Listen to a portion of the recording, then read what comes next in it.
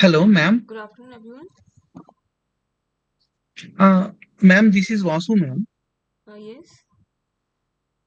Ma'am, I have a doubt, madam. Can I ask, ma'am? Okay.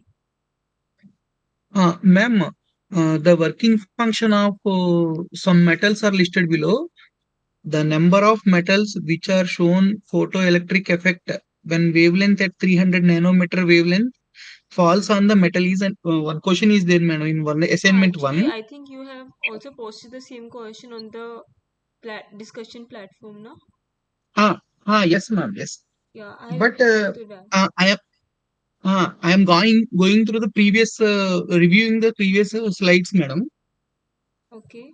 But I am not getting the answer, madam. Where I am not getting the calculation E is equal to HC by lambda is okay, madam. But the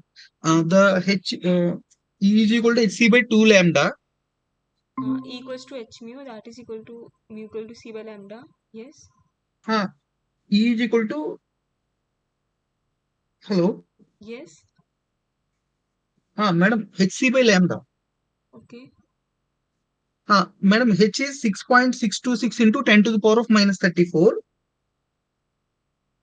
C is 3 into 10 to the power of minus 8 meters per second. Lambda is 300 into 10 to the power of minus 99, madam. The answer I am not getting, madam. Can you write in the chat box?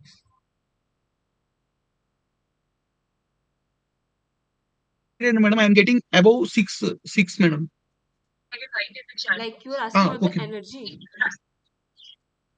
But when I am calculating that, I am not getting the answer, madam. Acha, you are calculating the energy. Like in the question, I think wavelength is given, no? Yes, ma'am. So wavelength was 300 nanometer, I guess. Yes, madam. 300 nanometer. So like if you will just use that formula E equals to h mu, that is hc by lambda, where h is the Planck's constant whose value is 6.626 into 10 minus 34 multiply by 300 and raised to by 8 and then divide by the wavelength The, 300 into 10 raised that to minus 14. answer is 4.1. I am not getting, madam. So the energy will come out 4.1. Not coming, madam. If I calculate, if I am calculate the same values, I am not getting the answer, madam. 4.1.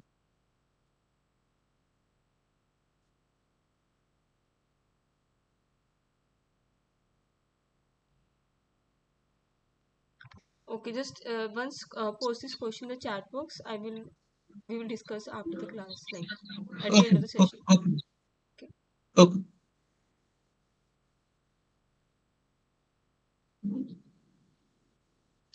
Are the slides visible? Yes, ma'am. So good afternoon everyone. I'm your T Vidushi Good and afternoon. today is your problem solving session 11.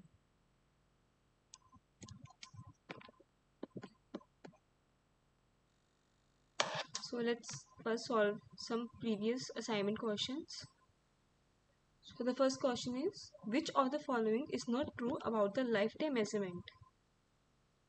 Like we discussed about the fluorescence lifetime, that what is fluorescence lifetime? It is the time that a molecule spent in the excited state before coming back to the ground state.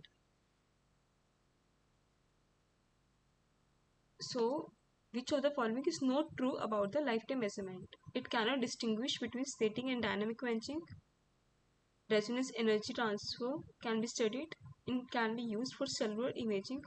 Shows the interactions between fluorophore. So, what will be the answer to that?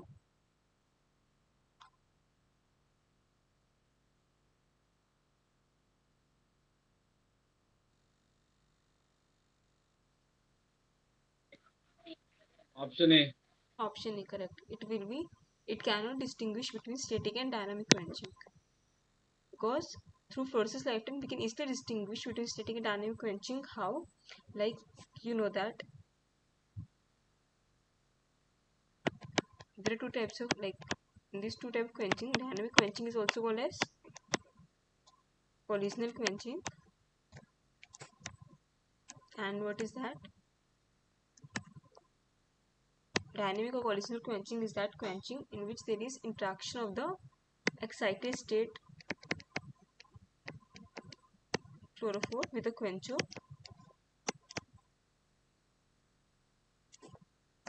The interaction of excited state fluorophore with the quencher, and it further results in the deactivation of the fluorophore to the ground state.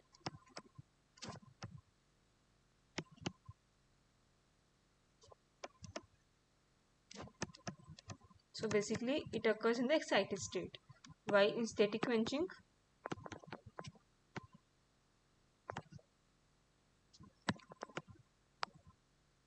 it occurs when a molecule forms a complex, when a molecule forms a complex in the ground state before the excitation occurs. So basically static quenching is the ground state phenomena, and while the collisional quenching, it occurs in the excited state.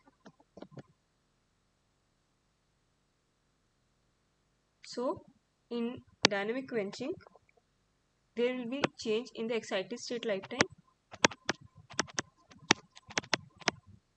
By static quenching, it occurs in the ground state, so there will be no change in the excited state lifetime. So we can easily distinguish by the lifetime measurements. Like in static, there will be no change in the excited state lifetime, while in dynamic quenching, there will be a change in the excited state lifetime. So the answer will be first one. It cannot distinguish between static and dynamic quenching. Now moving to next question. The measurement of intensity of fluorescent X-rays provides a simple and dash way of dash analysis. Destructive quantitative or non-destructive quantitative, destructive qualitative or non-destructive qualitative. So what will the answer? The intensity of the fluorescent X-rays provides simple and, is it destructive or non-destructive way? Non-destructive and quantitative. Non-destructive quantitative. Correct. It will be a non-destructive way of quantitative analysis. Now, next question. For frequency modulated lifetime measurements, the phase shift and the fluorescence lifetime are related as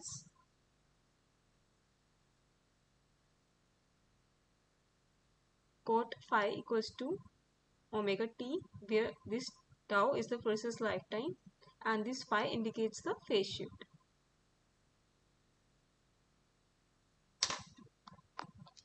So what will be the answer to this?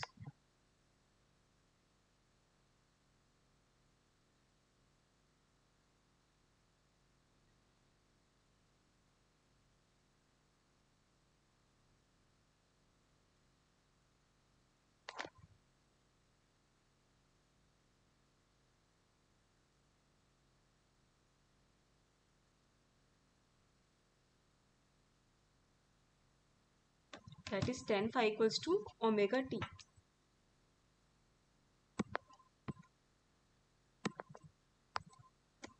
Now next question. Fluorescence is a result of transition of electron from triplet ground state to singlet ground state, singlet ground state to singlet excited state, triplet to singlet, lower singlet excited state to singlet ground state. So we have discussed, like suppose this is your ground state S0, this is your excited singlet state. So if you provide some light, the molecule after absorbing the light goes to a higher level of the excited state and further relaxes back to the lowest vibrational level of the excited state S1. From there it comes to ground state, that is S0, and further emits light in terms of fluorescence. So this is called as fluorescence. S1 to S0 is fluorescence.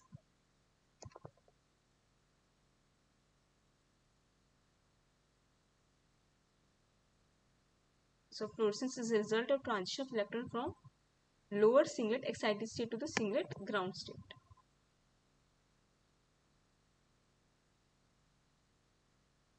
Now next question. In fact, the correct relation for the energy transfer is, so basically what do you mean by frat?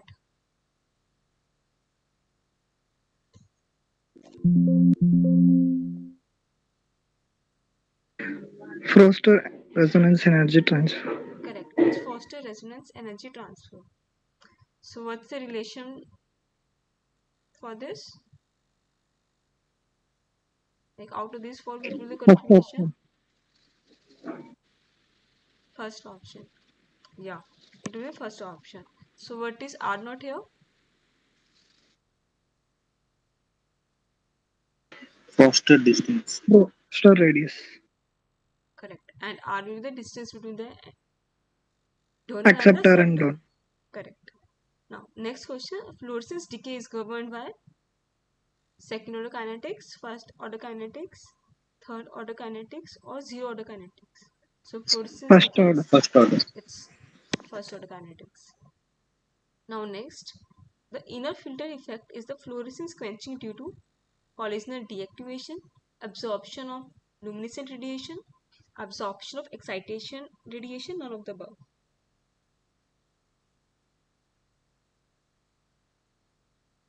So basically, like just first tell me what is inner filter effect.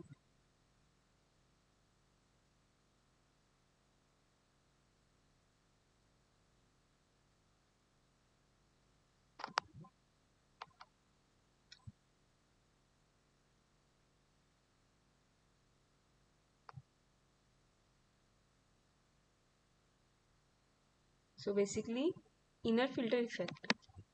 This effect results in the, or it may cause the fluorescence quenching, that is decrease in the fluorescence intensity. So when it occurs, like,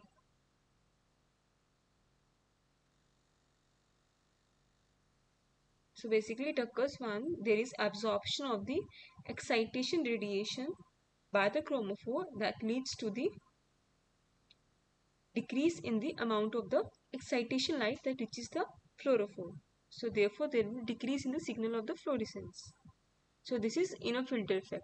Basically what happens at higher concentration,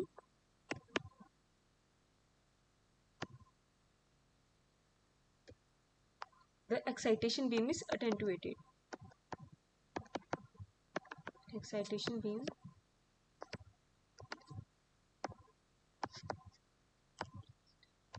by the sample.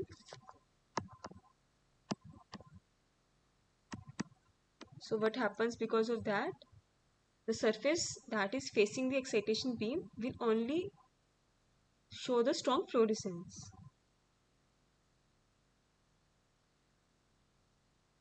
So this is inner field effect. This basically affects the spectral measurements.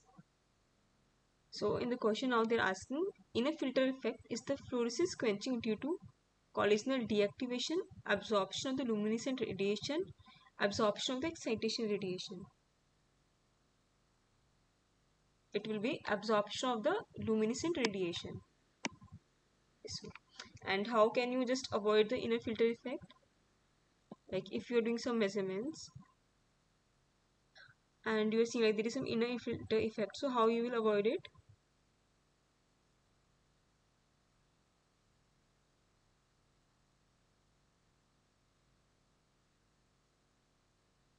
Basically, you can reduce the concentration of the sample.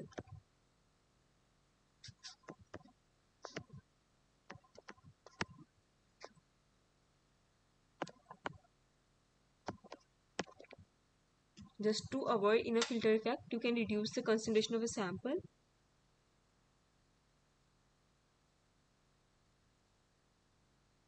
Also, you can use a cuvette that has low volume so that it reduces the path length.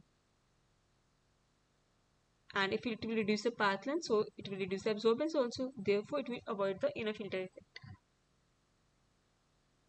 Now, next question. The energy of the emitted radiation in stock fluorescence is same as excitation radiation, lower than excitation radiation, greater than excitation radiation, none of the above.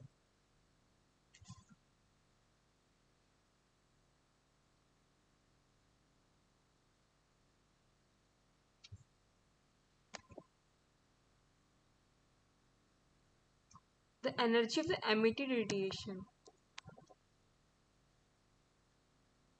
Emitted means they are talking about fluorescence. Lower than the excitation radiation. Correct. It will be lower than the excitation radiation.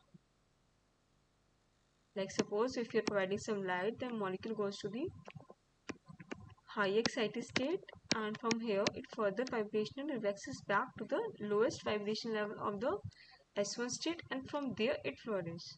So the energy of absorption is this much and energy of emission is this much. So energy of emitted radiation is lower than the excitation radiation.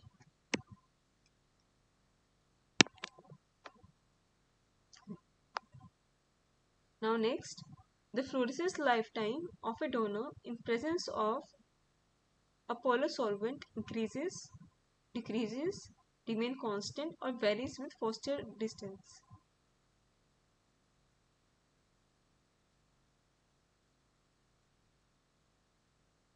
So what happens to a fluorescence lifetime in presence of some polar solvent?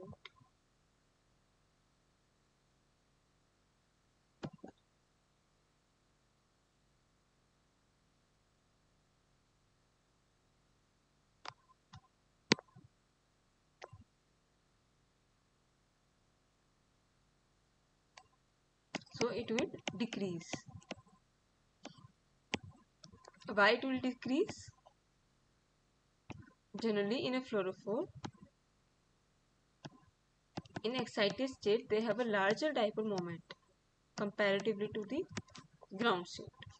So in excited state there is large dipole moment than the ground state. So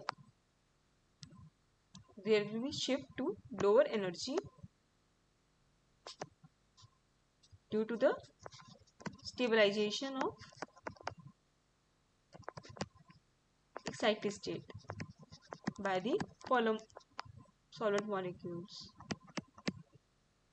As you know, stabilization reduces the energy. Therefore, the fluorescence lifetime in polar solvent decreases.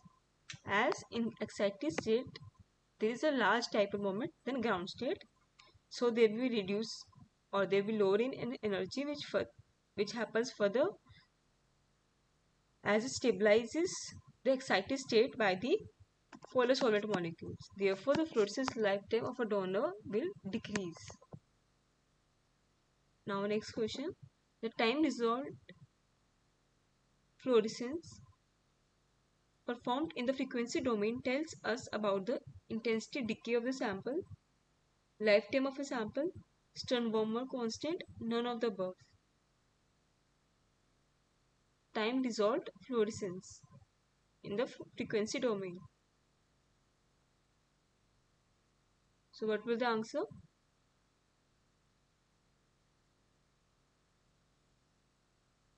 Option D. None of the above. So time dissolved fluorescence tells about the intensity decay of the sample in the frequency domain. Now next, the fluorescence lifetime is given by, like there are four relations given. After that, the fluorescence lifetime tau is given by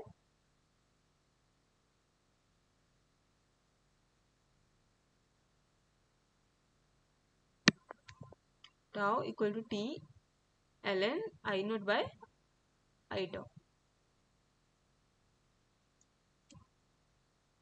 Now next question.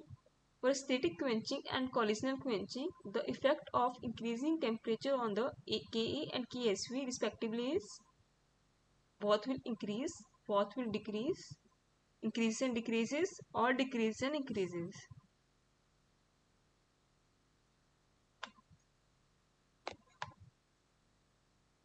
Option D. No, it will be Increase and decrease. no, it will be decrease and increase. Like if you see what Ksv, your Ksv increases with temperature. Like why Ksv is increased, the Stern-Warmer constant increases with temperature because the number of the collisions between the quencher and the excited molecules will increase with temperature.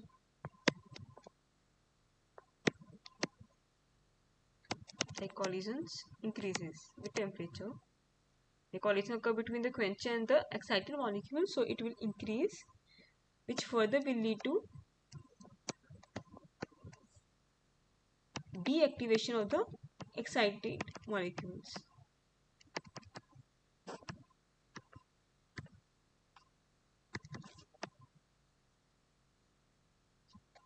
And it happens by collisional mechanism.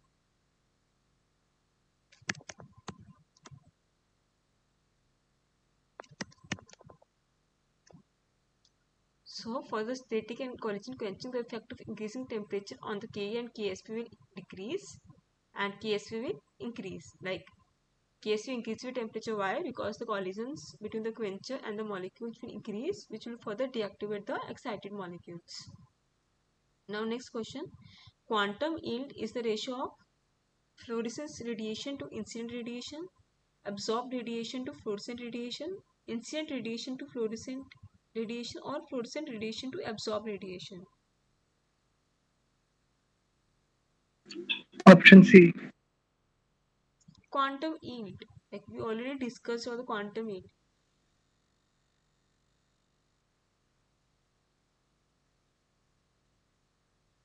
Option D.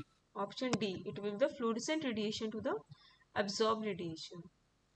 Like we discussed now, like number of photons emitted to number of photons absorbed. And what is emission? Emission is fluorescence only. So it is fluorescence radiation to absorbed radiation. Is it clear?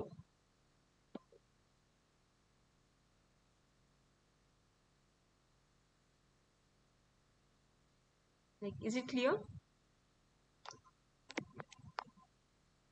Like we discussed, quantum yield is number of photons emitted to number of photons absorbed. And they are asking quantum yield of fluorescence. So fluorescence quantum yield is fluorescent radiation to absorb radiation. What is fluorescence? It is emission only.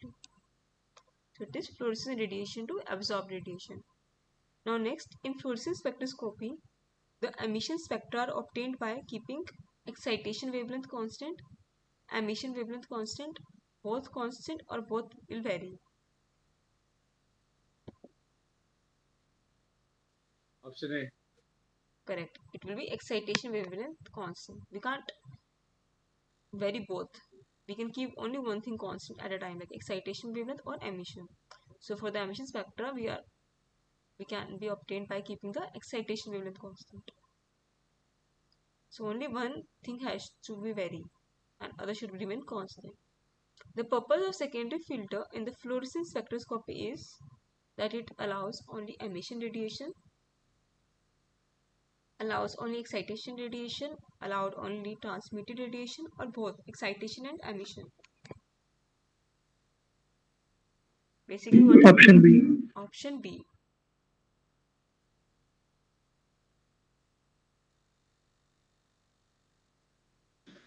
Option 1. Correct. It will be option 1. It will be allows only emission radiation. So basically, what is secondary filter? Secondary filter is just, you can say, a monochromator only. It is basically a cutoff filter that allows the longer wavelength fluorescence to be transmitted,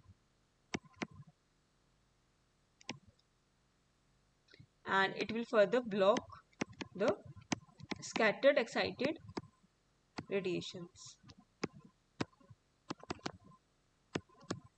So the use of secondary filter in the fluorescence is to block the scattered excited radiation and to transmit the longer wavelength fluorescence.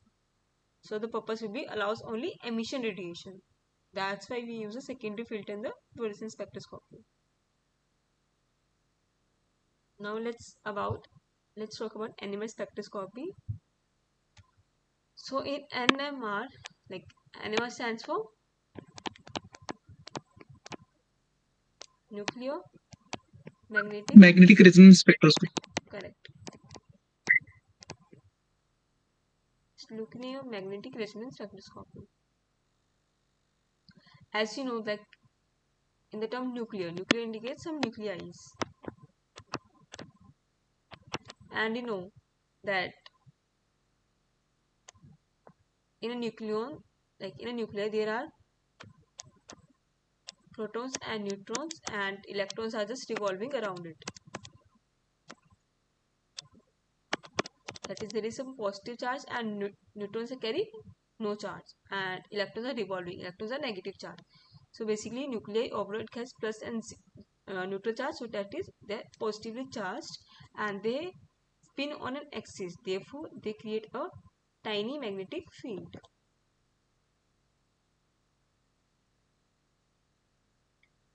So basically, normally the nuclear magnetic fields are like here randomly oriented. Like in any direction, they're randomly oriented. But if we place them in some external magnetic field, then the nuclear magnetic will be either aligned in the direction of the magnetic field,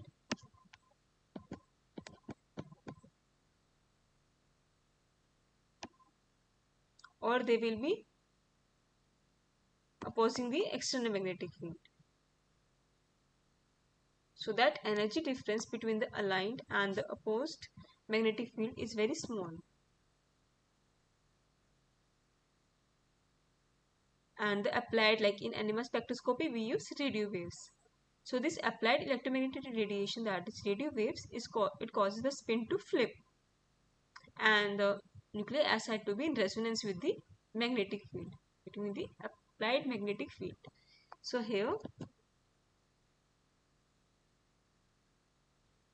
your energy is given by h mu, and further energy is equal to the gamma b naught h cut,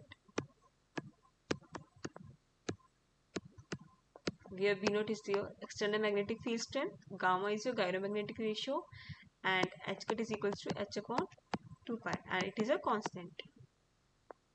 Also, like we discussed in the previous session about the gyromagnetic ratio, that for it varies for 1h13c, like for different nuclei have different gyromagnetic ratio.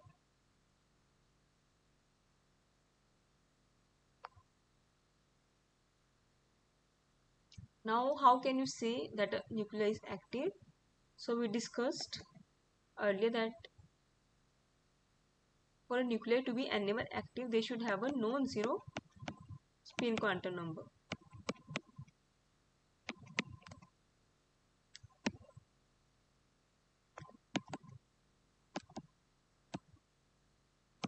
That is, I should not be equal to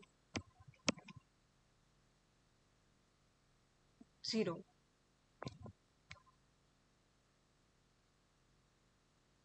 And the number of spin states is given by 2i plus 1.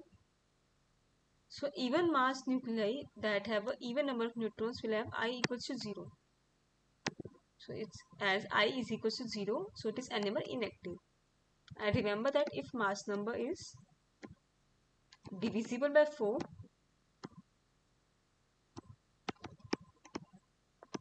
then your mass number will be equal to 0. So the mass number should not be divisible by 4 in order to be NMR active. So that I should not be equal to 0.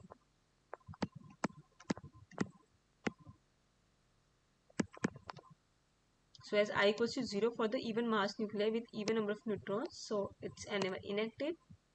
Even mass nuclei that have an odd number of neutrons have an integral spin quantum number. That is, it can be integer spin quantum number. It can be 1, 2, 3, so on. And odd mass can have equal to half integral. So if n will be 1, it will be 1 by 2. If n is 2, it will be, if suppose n is 3, then it will be 3 by 2. So it is, odd mass nuclei will have half integer spin quantum number. So these all are NMR active nuclei. Like if you just compare 12C and 13C, out of these 13C is NMR active. Why? Because in 12C the mass number is 12, and if you divide the mass number by 4, then it is completely divisible. Therefore its I value will be 0. And you know that for a molecule or for a nuclei to be NMR active, I should not be equal to 0. As here I is equal to 0, so it is NMR inactive. Similarly, 16 oxygen, it's also NMR inactive. Like for 1H, it's half. For deuterium, like 2H, it indicates deuterium. It's an isotope of hydrogen. So for this, I is 1.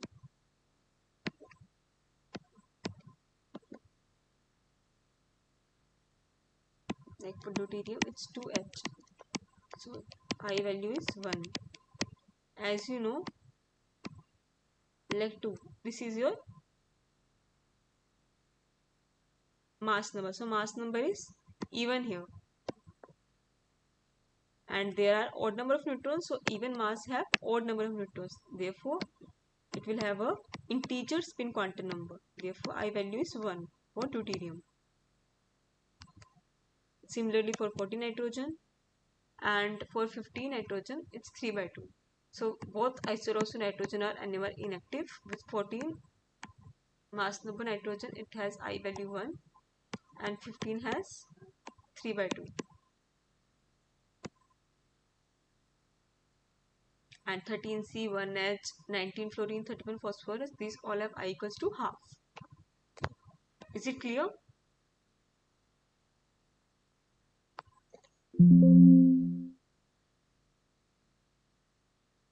And how this one is coming, I equals to one is not get. I equals to We have, 1. we have to Like you have we to have to divide by four. remember some of the spin quantum number values, but you can just simply tell that even mass that have odd neutrons will have some integer spin quantum number. That can be any 1, 2, 3. And odd mass can have a half integer value. Like it, like for odd mass nuclei, it will be equals to half n, and for even it can be some integers. This you can remember. So like in deuterium, it has mass number 2. So from that it is clear that it is, as the mass number is even, so it will have some integer value. But that value we have to memorize, that I is 1. Let's just remember for some common nuclei like 1H, 13C, fluorine, phosphor, like these are like, for these nuclei you have to remember. Is it clear? Okay, ma'am. Okay, ma'am.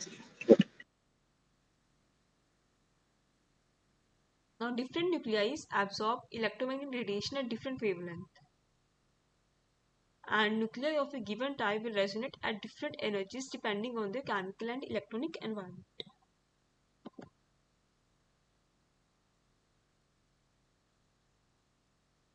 So from NMR signals, you look at the position, that is chemical shift, that is given by delta, and the pattern. Pattern means splitting or the multiplicity.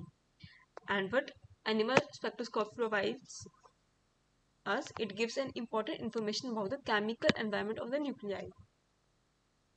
So if you will just see this example, it is CH3, COO, CH2, CH3, some ester. So basically, there are 3 signals that you are observing.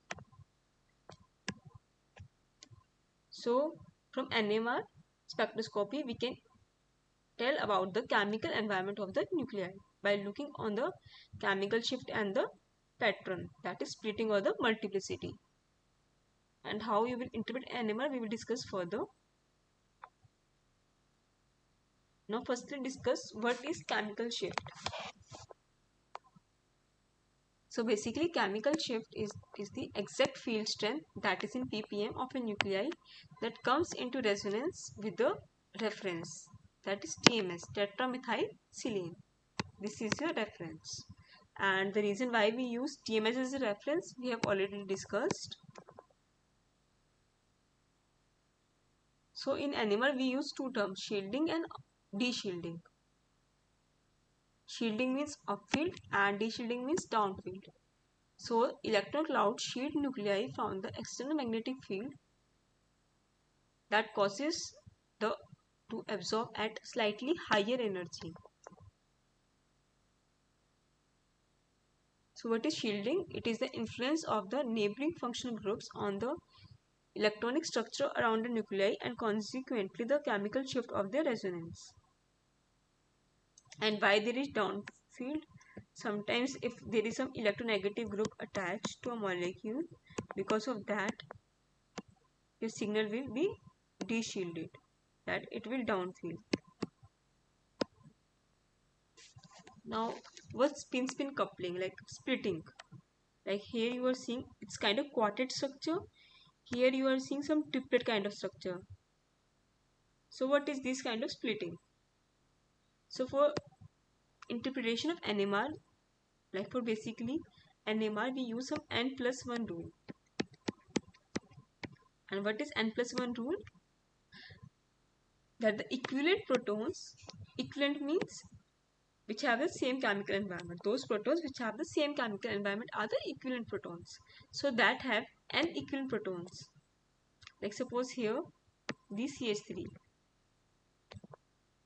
In this, all three hydrogens have the same chemical environment. So they are equivalent protons. So they have 3n equivalent protons, and in the adjacent carbon there is carbon and there is no hydrogen. So it is n+1. So there is no hydrogen in the next carbon to the methyl. So 0 plus 1 is 1. So for CH3 you will observe a singlet. So at 2 ppm, like this is a chemical shift. Like for chemical shift,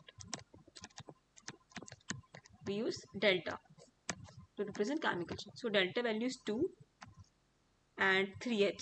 So these three protons of the methyl comes at 2 ppm,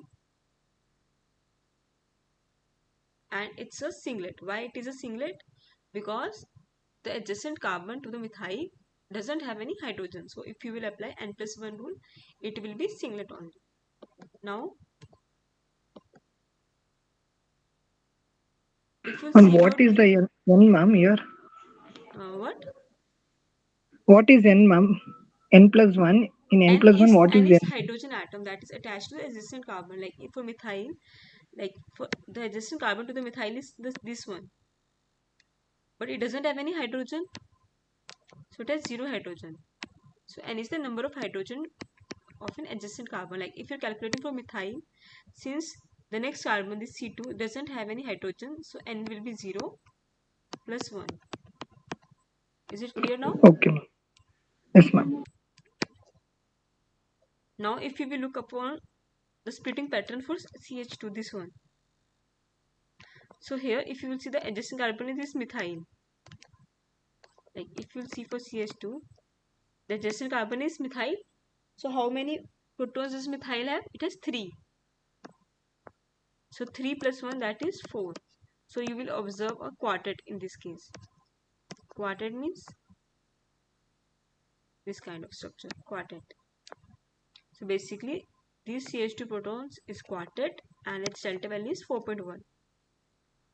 Now if you will look for the CH3 protons.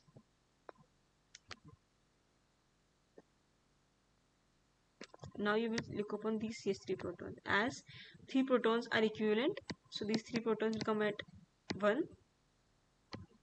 They will show one signal, like, and but with the splitting pattern for this CH3, as the adjacent carbon has 2 hydrogen. So 2 plus 1 is 3. That is, it will be a triplet. So for these 3 hydrogens, we see a triplet. Like for this CH2, we see a quartet. For these 3, we see a triplet. And for these 3, we see a singlet. Is it clear?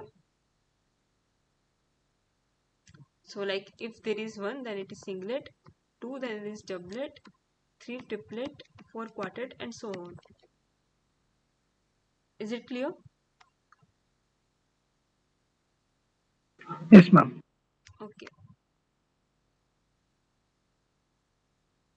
And why these carbons, like these hydrogens of the methyl, are not coming at different? Because these 3 are equivalent. Similarly, these 2 hydrogens are having the same chemical environment, and similarly these 3 are having the same chemical environment. Now the resonance always split with each other. The resonance at delta equals to 4.1 splits the resonance at delta equals to 1.2. So what they're saying,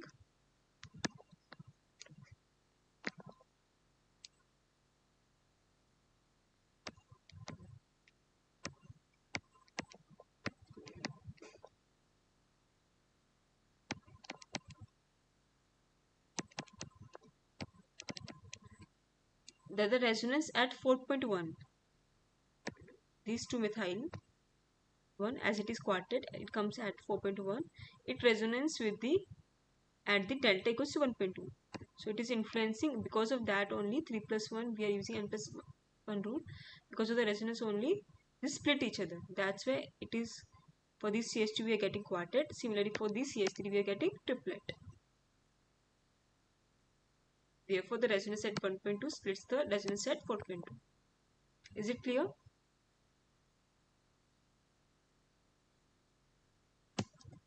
So this is called a spin-spin coupling, or you can say splitting. That is the protons on the adjacent carbons. So here N is protons on the adjacent carbons. So now protons on the adjacent carbon will interact and split each other resonances into multiple peaks, that is multiplets. Now we will solve some questions. Protons that have a resonance at 110 Hz downfield from TMS, and if you are looking the NMR, TMS is always at 0. Like whenever you are seeing some NMR spectra, you will find like there will be a very sharp peak at 0 that belongs to your TMS. That methylcellulose, that is a reference. So they are telling a proton that have a resonance at 110 Hz downfield from TMS. So 110 Hz downfield, like if you will see the NMR spectra, this side is the was,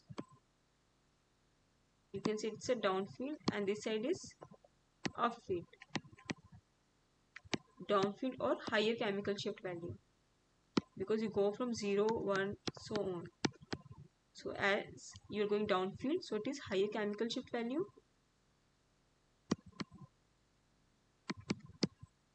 or you can simply say high delta value.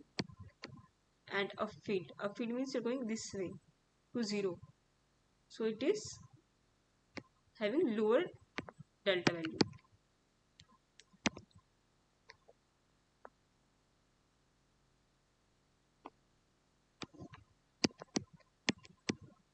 So here it's de-shielded, and here is shielded. If you go from this side is shielding, if you go to a higher ppm value or higher delta value, it's de-shielded. So now a proton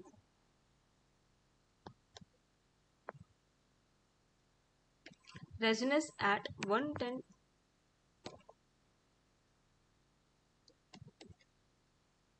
Hz downfield from TMS, and what's the operating frequency? It operates at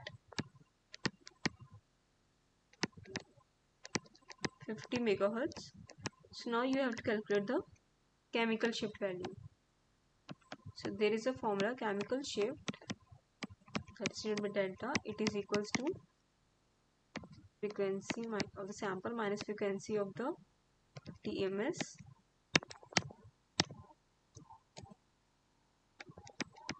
Divide by frequency of TMS. TMS TMS and the operating frequency. So now they are telling 110 Hz downfield from TMS. So they are already subtracting the TMS one. So frequency here will be 110 Hz, and this is always in Hz, and operating frequency is in megahertz, and operating frequency was 50 megahertz. So you have to convert Hertz, megahertz to Hertz. So for that you will multiply by 10 raised to the 6. It will be Hertz, and generally we consider the chemical shift value in ppm. So to convert this value into ppm, we will multiply by 10 raised to the 6. So 10 raised to the 6 will cancel out, Hertz will cancel out. So the answer will be 2.2 ppm. So the chemical shift value will be 2.2 ppm. Is it clear?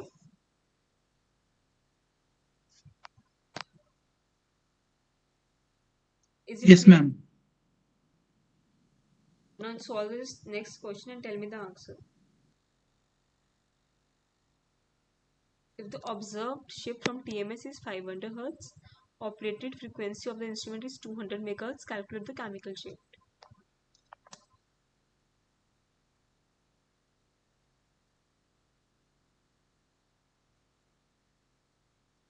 So what will be the answer?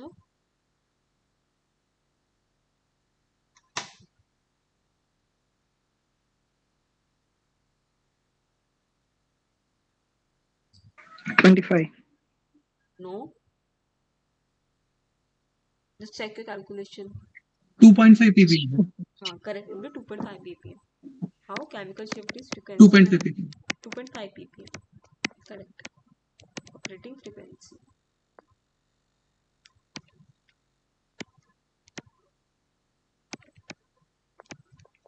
So, like now also they're telling the observed shift from TMS.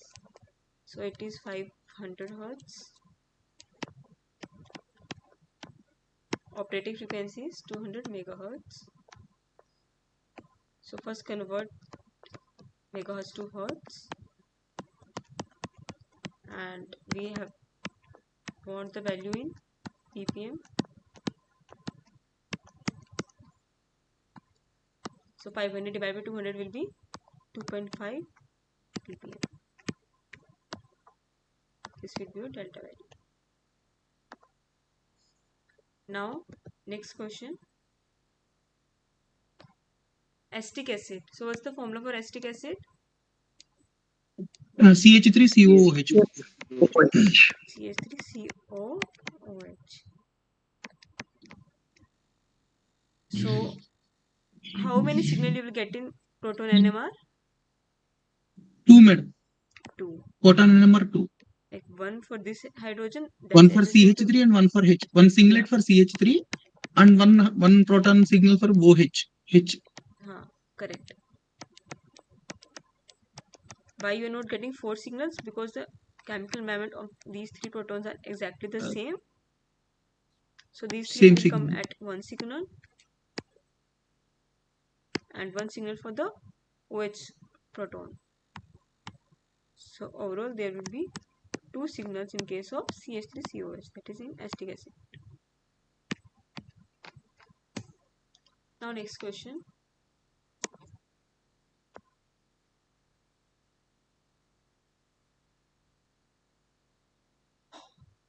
Now you have to match the proton NMR spectrum below to its corresponding compound and assign all of the signals. So you have been provided with the NMR spectra here, and there are some I think 6 options. So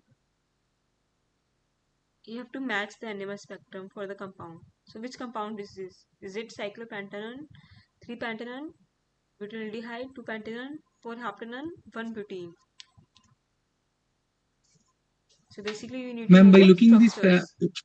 the spectra, it is a alicyclic, madam. It is not an aromatic. All the shifts are Correct. below 2.5.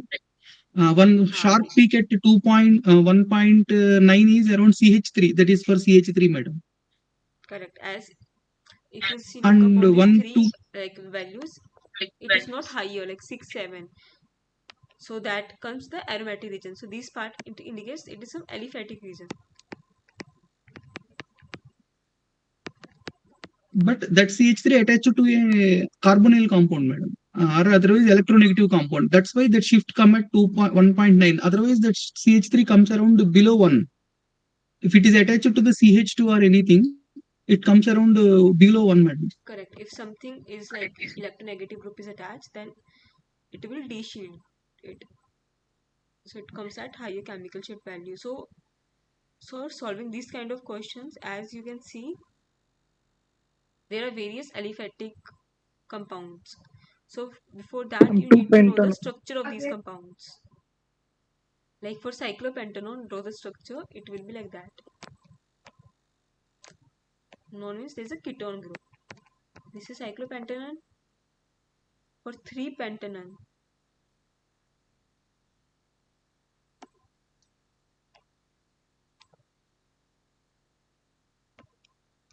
this is this. For butyraldehyde,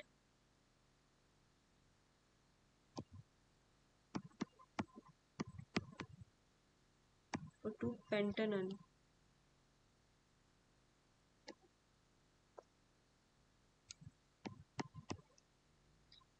Two pentanon.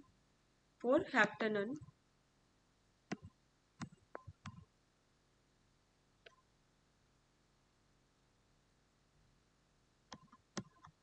And for 1 butene. Now the structures are clear.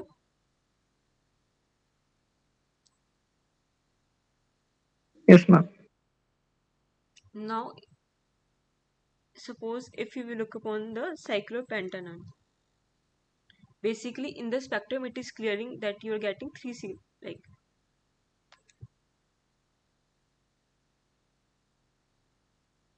you're getting 4 signals, like here 1, 2, 3, like this is a zoom version, 4. So basically the compound should have 4 signals. That is, one should be triplet, one should be singlet, one should be 1, 2, 3, 4, a kind of multiplet thing, and Two another is triplet. pentanon.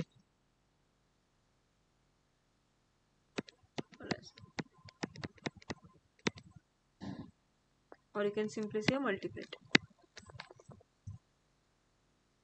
So the answer, what you are telling, it's 2 pentanon, madam. 2 pentanon. Correct, it will be 2 pentanon. Like, firstly we will look upon the structures one by one. So let's take a look at cyclopentanon here. So basically there are 4 protons attached here. And if you will look upon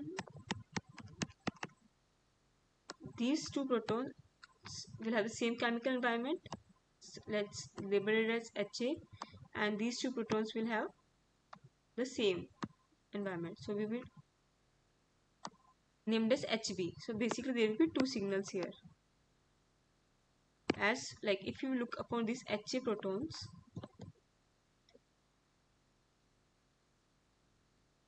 it has carbonyl attached and proton attached. Similarly for this, it has carbonyl and proton attached. So basically these 2 protons are having the same chemical environment, so they are labeled as HA. Similarly these 2 protons are the same, so they are HB.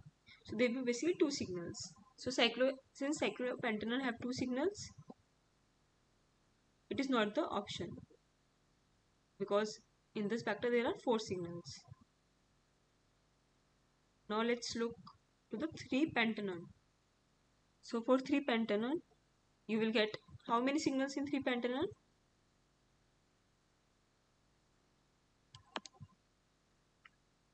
Like this is 3-pentanone. How many signals will you get for this? Suppose if you draw a mirror image, this will come, these 2 will be same and these 2 will be same. So you will get 2 signals. Is it clear? Like these protons and these protons. Is it correct?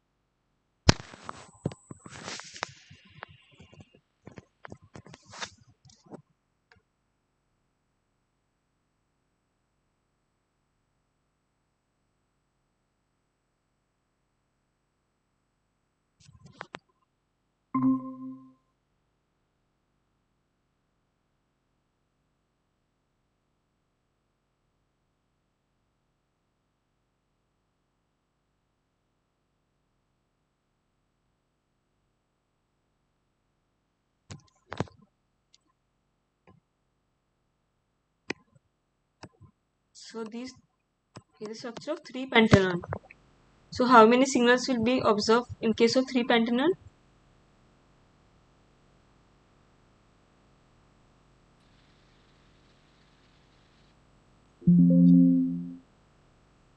audible? Two, madam. Two, madam. Yeah, it will be Center of 2. symmetry is there, madam. Two will observe for three pentaloon. Yeah, if you just see, these two will come at same and these protons will come at same. So there will be 2 signals. Now for Yes, ma'am. butyldehyde, how many signals will be there?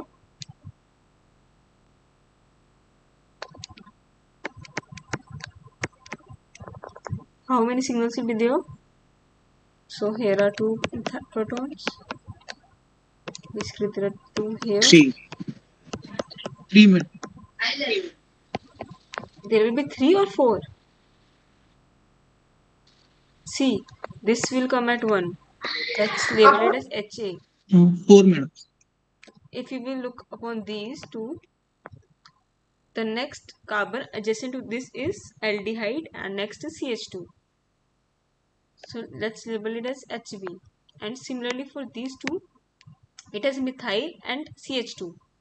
But in these two CH2, it was aldehyde and CH2. So the chemical environment of these two CH2 are different. Is it clear? Yes, ma'am. So total there will be 4 signals in butyldehyde. And if you will just look upon the splitting pattern,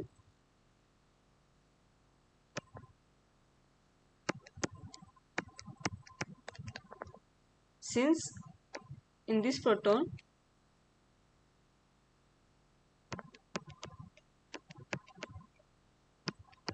there is a single proton here, let's talk about first methyl protons.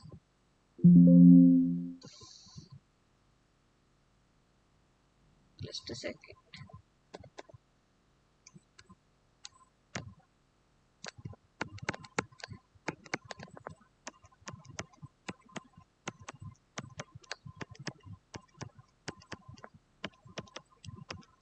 Just let methyl protons. So we were following the n plus 1 rule. So the next carbon is CH2 carbon. So that is 2 plus 1. So triplet, is there a triplet? So there are basically two triplets. Now if you will see the CH2,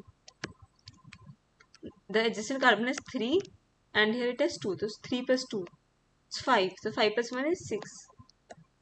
So now you know this signal belongs to the CH2 group. Here this is CH2 and there are 2 protons and the next carbon has 2 protons, 2 plus 1 triplet. But here since this triplet it attached to the aldehyde. So these protons are these protons, this CH2 next to aldehyde. And similarly this triplet will be observed for the methyl one and the sharp singlet for the aldehyde proton. Is it clear? So the answer will be this only. Is it clear? Yes, ma'am. Now if you just look at 2-pentanone, it is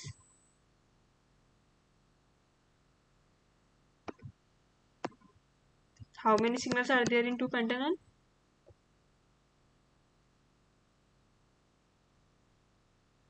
Four. 4 signals. For 4-heptanone, how many signals are there?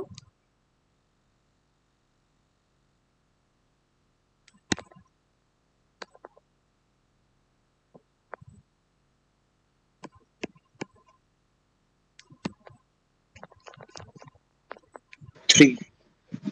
Why 3? Three. It will be 3 because there is center of symmetry.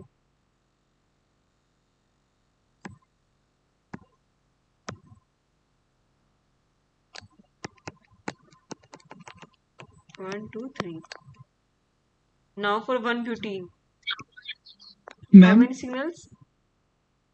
uh, ma'am, if we see the singlet at 1.9, that integration is for I think three hydrogen. Ma'am. It's very high. This one. Yes, ma'am. What is the J value? Actually, it is not given. Like you have to interpret that is given to you. It's a singlet because in aldehyde you will see it is like that. Why there is singlet? Because there is no protons to the adjacent, na? So if you Yes. n plus 1, if you apply n plus 1 rule, so it will be 0 plus 1, that is singlet. Okay. Now if you look over for the 1 butene, how many signals will you observe?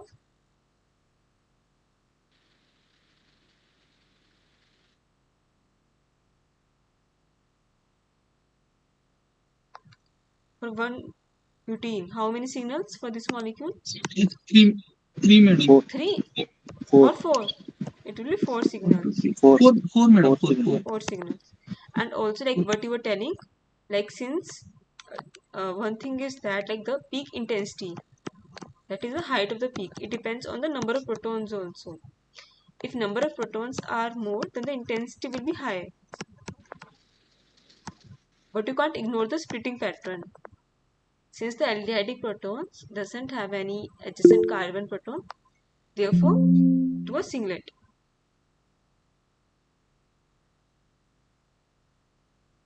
Is it clear? But it is also true that if there is some high intensity peak, it indicates that number of protons are more. Peak intensity also depends upon the number of protons and the amount also. Is it clear? Yes, madam. But you have to see the splitting pattern. Now just tell me what will the number of signals in these cases. Firstly, for tertiary butyl amine, number of signals. Two, madam. 4. Why 4?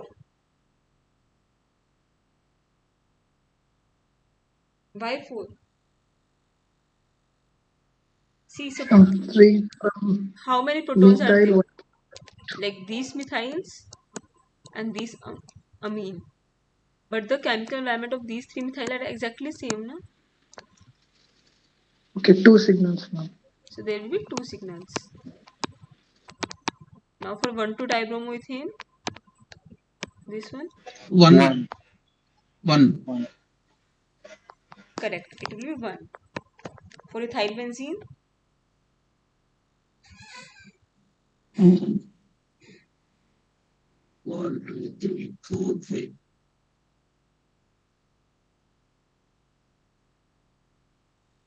for ethyl benzene,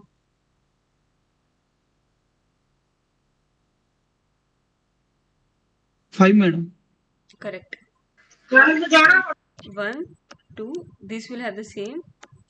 Yes, Similarly, these will have same 3, and 4, this 5. and 5.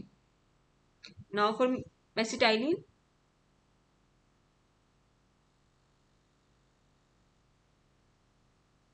4, madam. 4.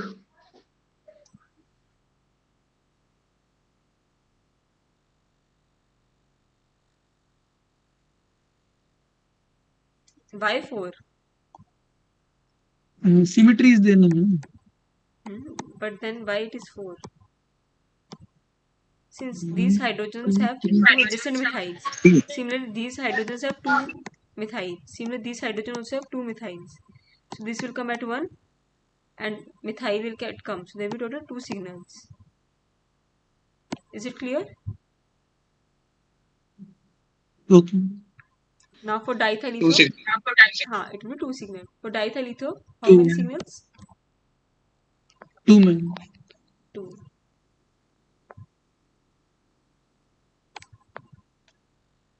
1. This will also 1, 2, 2. So there will be 2 signals. For propanol, 3 signals. 3, 3 signals. 3. Correct. It is CH3, CH2. So it will be 3 signals.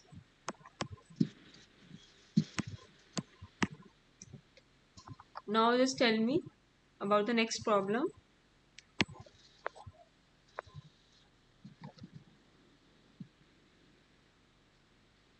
This one.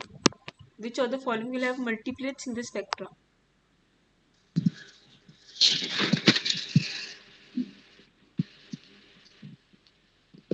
Ma'am, cyclohexane. Third and fourth. Okay, third and fourth. Okay, so first look at 2-methyl propene.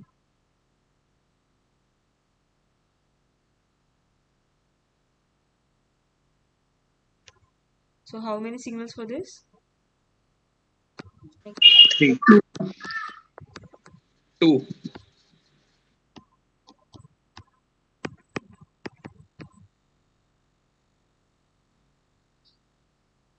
So how many signals? 2.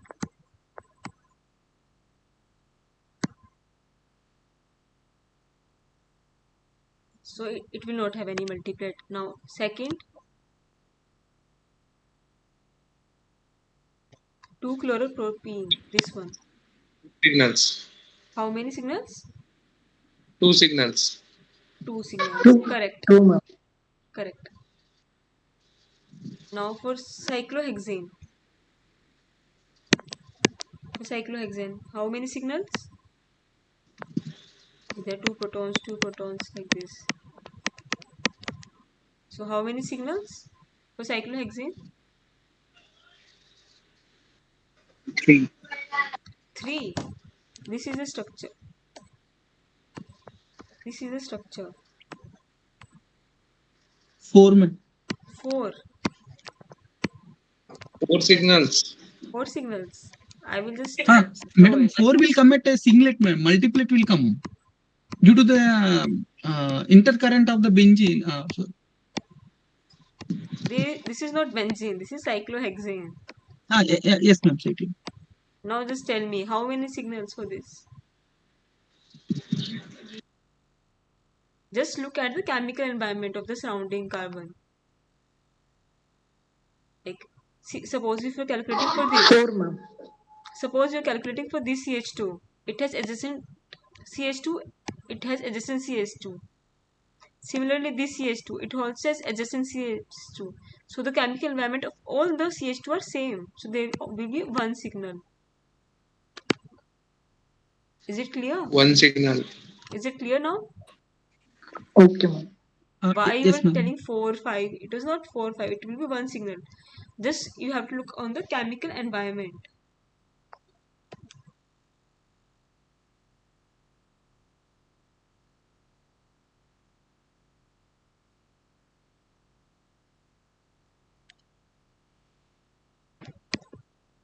And for the N-propyl formate, Four signals.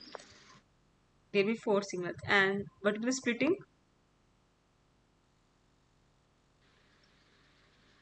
One signal for aldehydic proton and other Multiplet. Like for this, uh, just tell me for this one. You will observe a Singlet. singlet, correct. And singlet. for this CH2, Singlet. this CH2, Triplet. correct. Triplet. For this CH2, Pentlet. this is Triplet. not CH2, this will be CH3 like here. This is written wrong now. Mul- It will be a sextet. 6. Because 6, 3 plus ma'am. 2 is 5, 5 plus 1 is 6. Now for Six. this 3 methyl, it will be Triplet. correct. Or like for this, you can say multiplet also. Multiplet.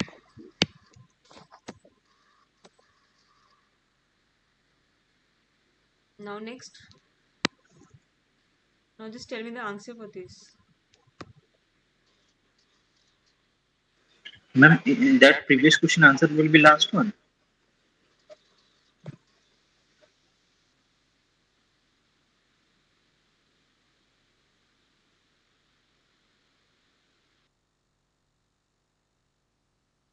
Also, like we were discussing for the ethyl benzene now. Ethyl benzene, Answer of the last question will be fourth, na? yeah, it will be fourth. Answer will be last question.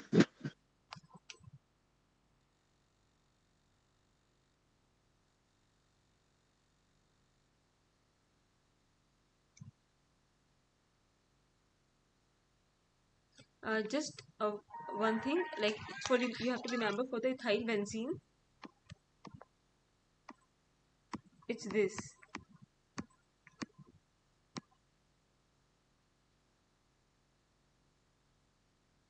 So we were telling like it is 1, 2, 3, 4, 5.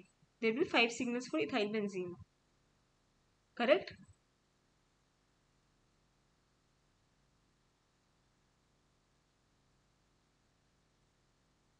Yes, ma'am. Five signals.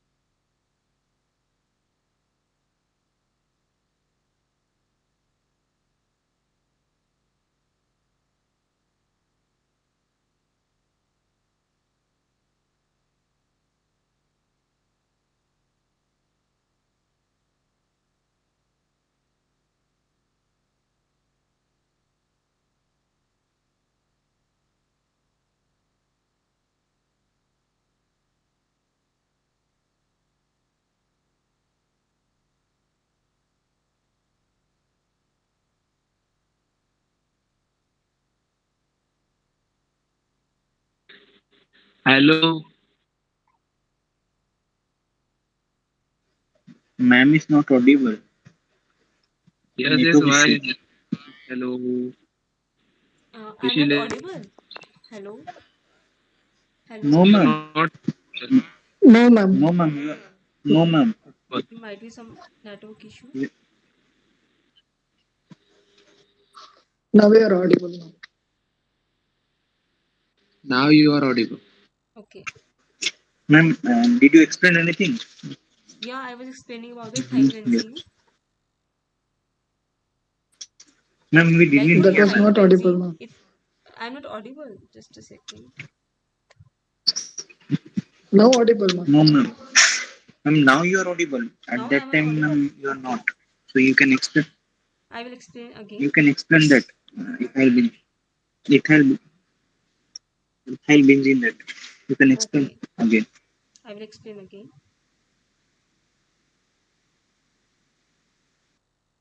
Like if you just see about the ethyl benzene, we were telling like it should be that there should be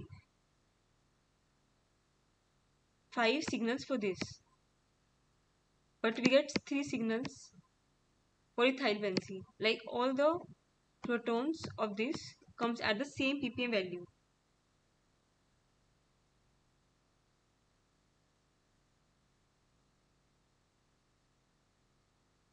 Like this CH2, one signal, this methyl, one signal, and these all protons of the benzene ring will come at a single signal.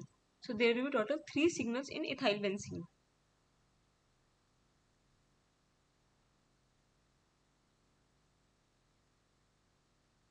Because chemical environment is not that affected, due to that there will be a single signal for this whole benzene. Ma'am, ma'am, Yes, but that ethyl group attached to the benzene, that carbon adjacents are different environment. Are Yes, those yes. hydrogens? There will be five signal now. there should be 5 signals, but the Um, chemical environment is not that affected for the benzene ring. okay, okay.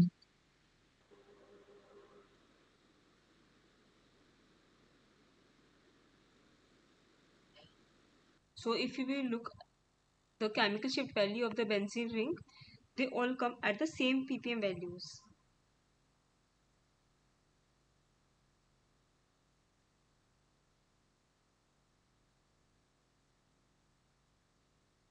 because there is a line of symmetry in the molecule. Due to that, these all protons, they becomes equivalent.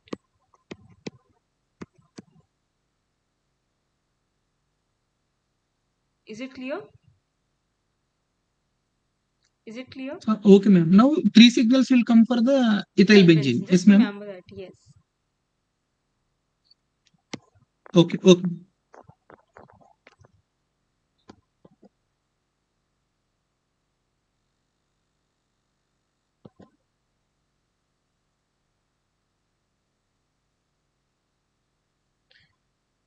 So for whenever you're calculating the spectra, just make sure about the chemical environment and just take a look on the adjacent element also, Okay. like if it is carbon, like it's same or is it different.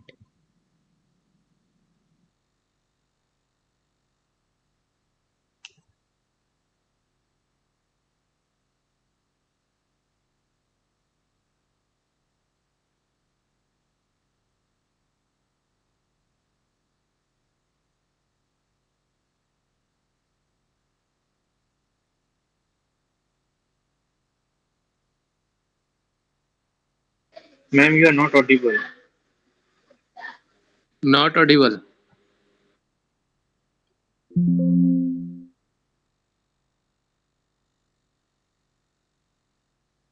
Am I audible now? I don't- Am I audible? Yes, ma'am. Okay. So the Yes, next ma'am. question, a protons of a compound exhibit a NMR signal at 2.5 delta value. What will be the value of chemical shift of these protons in hertz if the spectrum is recorded on a 60 MHz spectrophotometer? Spectrometer, sorry. So what will be the answer?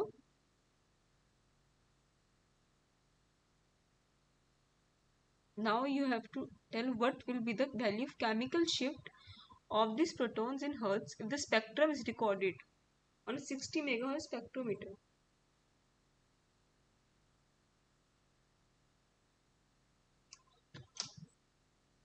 So what will be the value?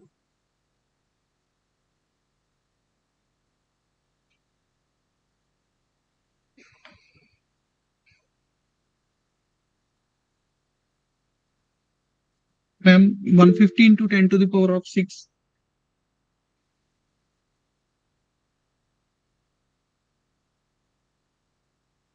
It will be 150. Like you have to like chemical shift in hertz. It's 115 10 raised to the 6. Correct. So how you will solve it?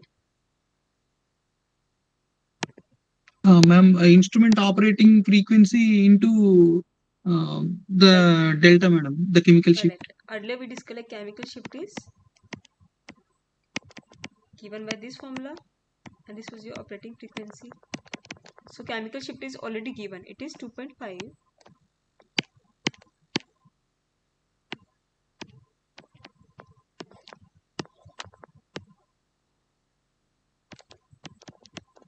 And this frequency you have to calculate. And what's the operating frequency? It's 60 into 10 raised to the 6 hertz. 60 megahertz now, so we have converted. So to convert into ppm, we multiply by 10 raised to the 6. So after solving it, what will it come? 150 megahertz.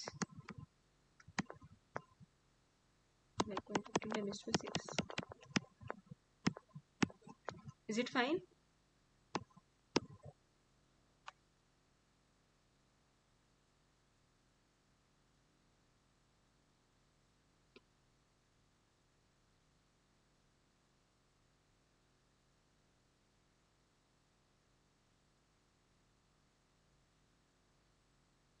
Oh, sorry, it will be.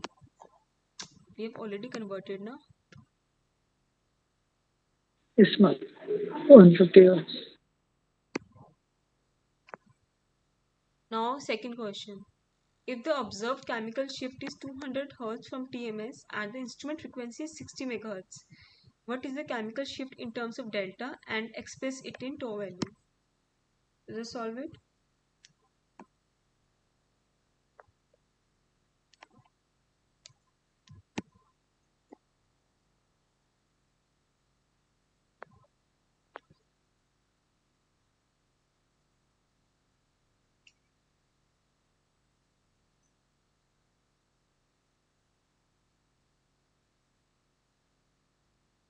Like up to this you can solve. Like up to this question. Just tell me the delta.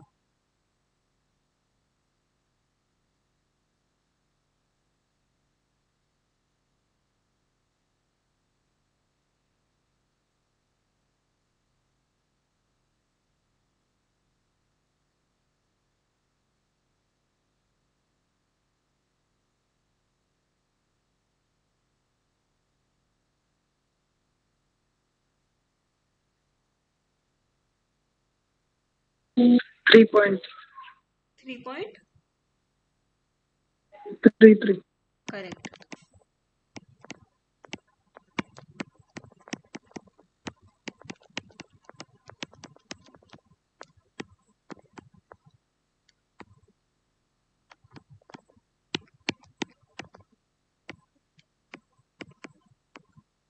So this was your chemical shift value in delta. And for the chemical shift, there is another scale. Like when you know that it is delta scale, when the scale is tau scale, that we call tau, TAU, tau scale, and it is equals to 10 minus delta. So 10 minus 3.33 is 6.67.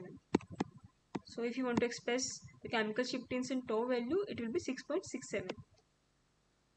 Is it clear? Yes, ma'am. Basically, there are two scales, tau and delta. So to convert the delta in tau, apply this relation, delta tau equals to 10 minus delta. So it comes out to 6.67 if you are telling about in terms of tau.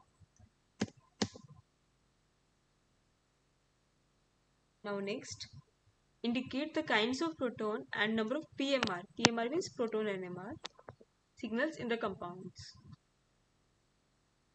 How many different kind of protons and what will be the number of signals? Firstly, we look at CH3, CH2, CH2, Cl. So how many signals will be there?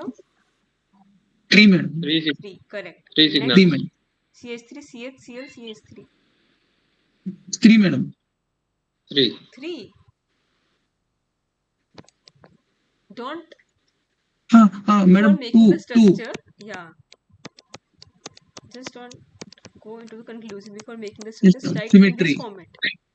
Now see, this methyl has proton, this methyl has proton. Here there is chlorine, here there is chlorine. So these two are having the same environment. So one signal for methyl and a second signal for these proton. So there will be two signals. Is it clear? Yes, ma'am. Now for the acetone, like you know, now this is acetone CH3, CO, CH3. How many signals? One sig. 1, ma'am. One signal. Now draw the structural formula of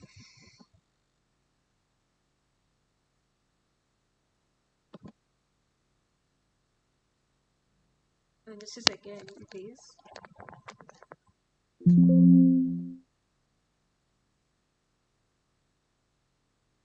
Draw the structural formula of each of the following compounds and label all sets of equivalent protons. How many NMR signals do you expect from each of these compounds? Paraxylene. So firstly we will make the structure of paraxylene.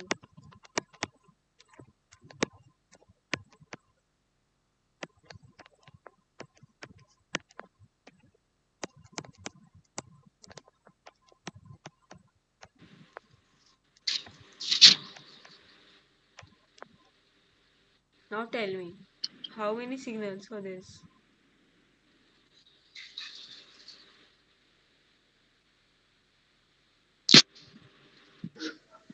3. 2, ma'am. 3, ma'am. Two signals. 3, 2. ma'am. Two. 2. Now Yes, for ma'am. 2. vinyl chloride, Center of this is vinyl chloride. How many signals?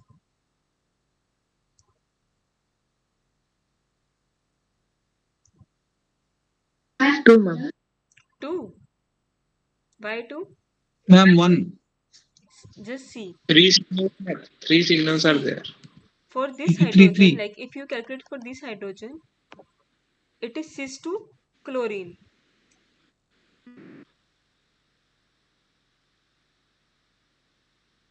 Correct? And it is trans to hydrogen. Here there will be three signals. This will have a different environment. This hydrogen and this hydrogen and this. These all three will have a different environment.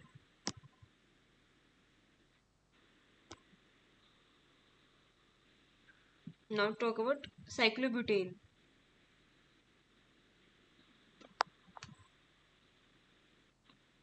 Cyclobutane is this. How many signals in cyclobutane?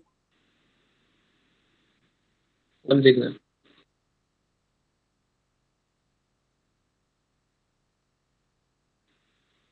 One signal, correct. In diethyl ether,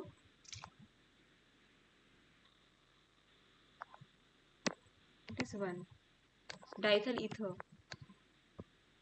Two signals. One month. how many? Two, Two two signal. signals. Like one for this and other for this one.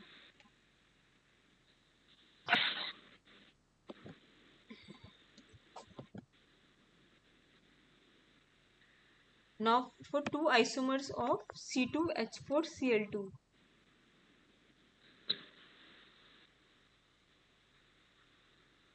So firstly, you will do the isomers of C2H4Cl2. It can be this one, it's C2H4Cl2, or it can be this one.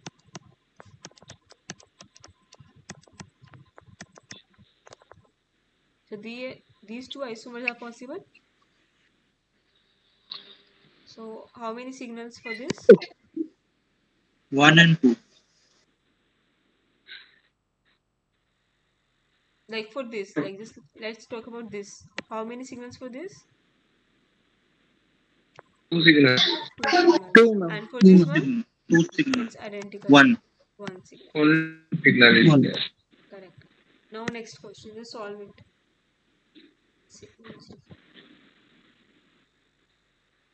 like for this one, number of signals and their multiplicity. One signal. One signal, okay. And splitting?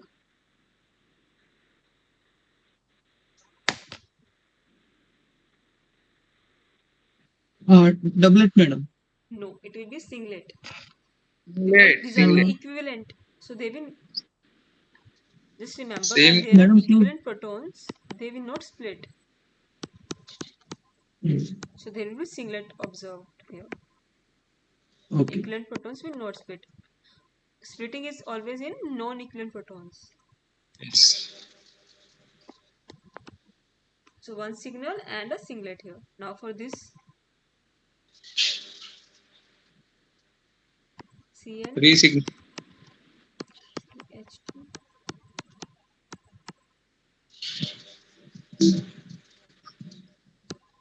How many Madam, signals triplet for for this? Three signals. 2 signals, madam. Three or two? One doublet and one triplet. One doublet and one Two, triplet. ma'am. Correct. Yes, madam. 1 doublet and 1 triplet. Now for this one, Three signals are there. and splitting. Singlet. Madam, One singlet, is that for triplet, CH singlet. And 2 for triplet. CH there will be triplet. And other CH2 there will be triplet. Correct. Singlet, triplet, triplet. Correct.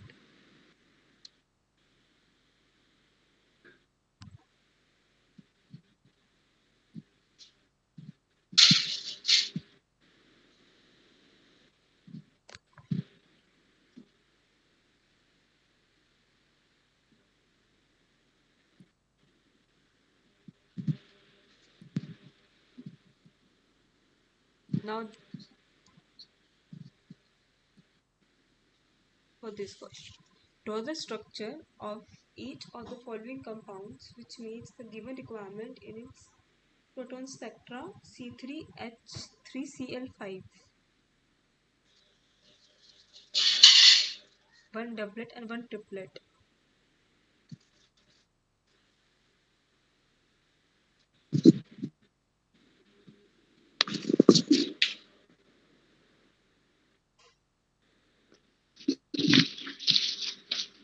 So what will be the structure?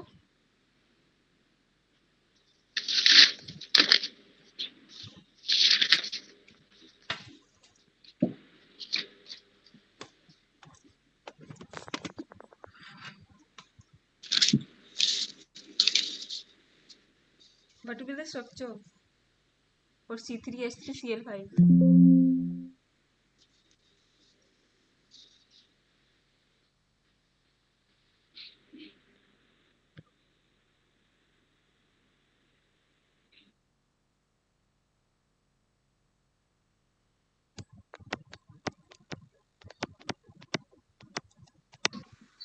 Now you have to draw and think what type of structure that have one doublet. One double bond may be present, ma'am. Double bond.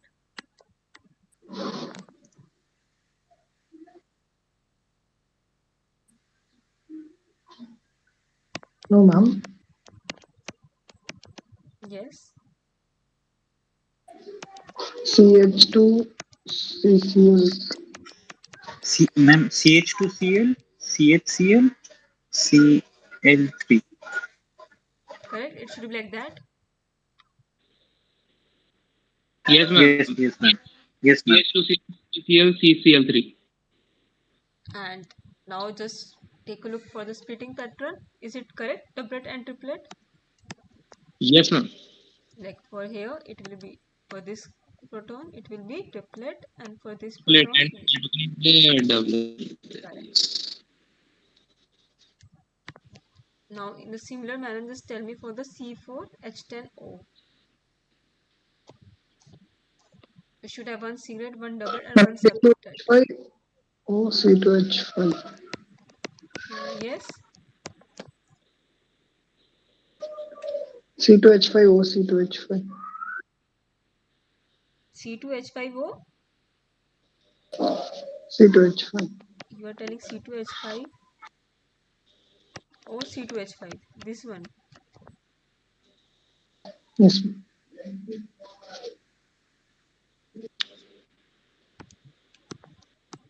like this, diethyl ether. Yes, ma'am. Now, just let's see how the splitting pattern. There should be three signals here. Like in the question, it's three signals, no? One singlet, one doublet, one septet. Is it three signals or two signals? No, ma'am. 2. So it is not the correct structure. So what else? See, when there will be a singlet, when they're in adjacent, there should not be any proton.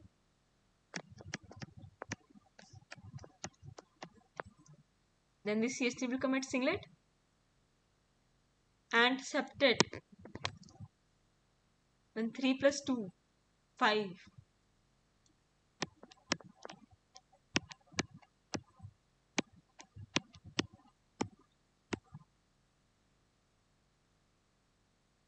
Now tell about the splitting pattern here.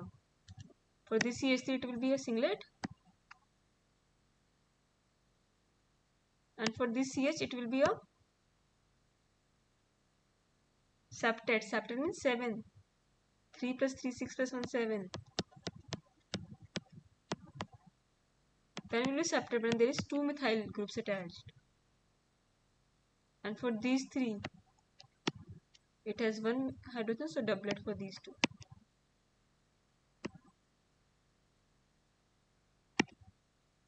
It is fine. Is it clear? Yes, ma'am.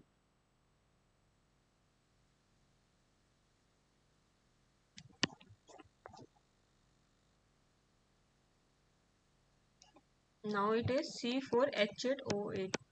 C4H8O2.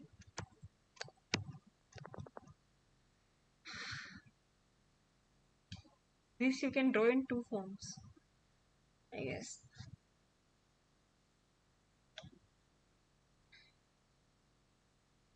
Two oxygen, what does it indicates? Like in which functional groups there is two oxygen?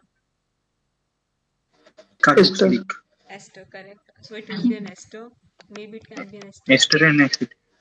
Ester and acid. Ester and acid, okay. So just draw.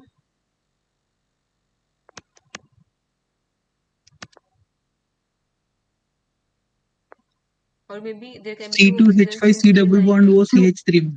Which one? Yes, ma'am. C2H5 COO CH3. C2H5? COO. C double bond O CH3. Correct. There can be one more possibility.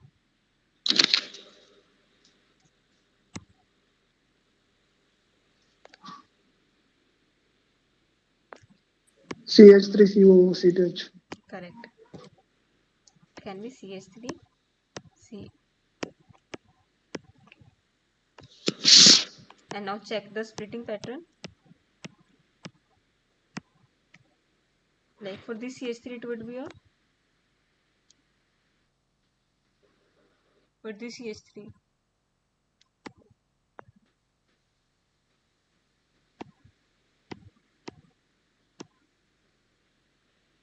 This CH3 what will be the splitting? Singlet. Correct. For this CH2.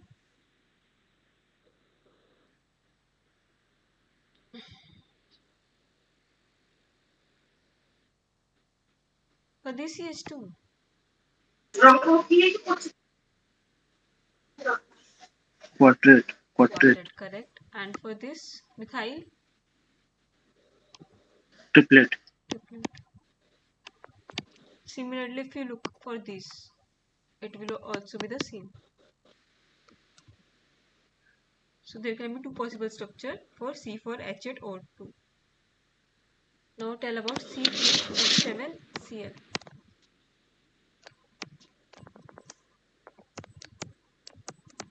CH3 CHCl CH3. CH3. CH3 CHCl CH3.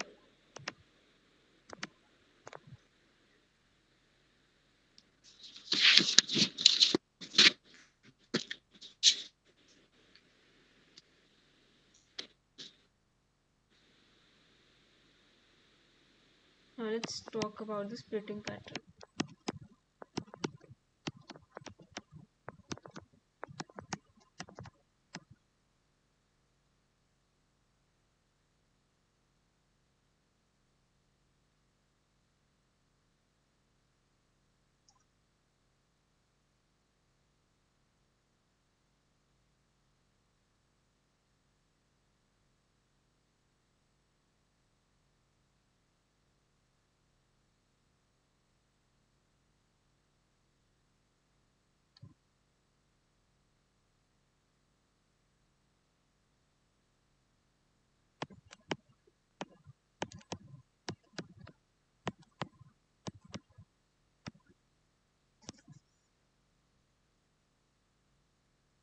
So what's the splitting pattern here? Is it a doublet and a septet? Like for this, 3 plus 3, 6 plus 7 septet. For this, doublet. It is correct. Is it? Doublet. Now tell about C4HACl2O.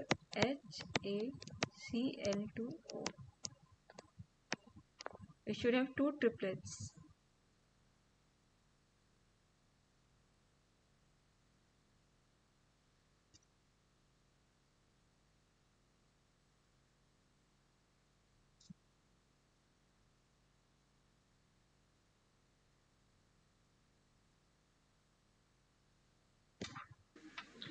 Cl C2H4O C2H4Cl. Correct.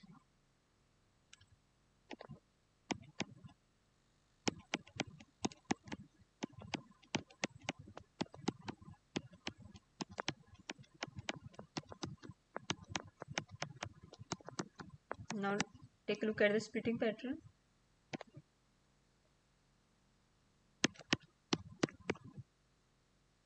It will be two triplets because this will be identical to this will be identical to this. So 2 plus 1 in all. So it will be two triplets. Is it correct? Yes, ma'am. Yes, ma'am. Now next question. Using PMR spectroscopy, how will you distinguish the following pairs? 1,2-dimethoxyethane and 1,1-dimethoxyethane.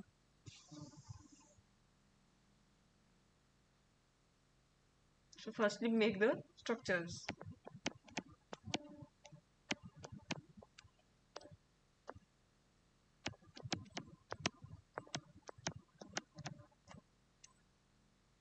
It is 1,2-dimethoxyethane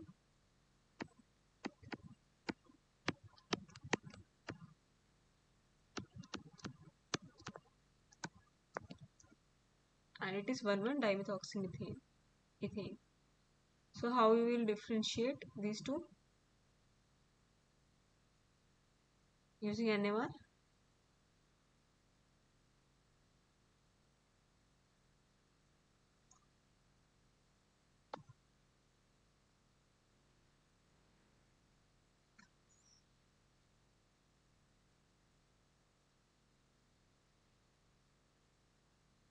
First one gives two signal. Correct. It's identical here. So there will be two signals here.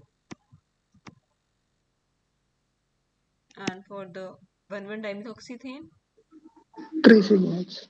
three signals. And just tell me about the splitting 3, ma'am. pattern. Splitting pattern for these three signals.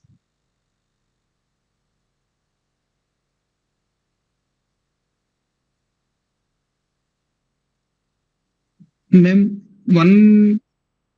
one singlet for one One doublet for heptet. CH3, madam. One singlet. For CH3, Okay. a doublet for CH3, madam. Doublet for CH3. Correct. Yes, ma'am. One For septet. single CH quartet, madam. One quartet, one singlet, one quartet, and another is doublet. Yes, ma'am. Correct.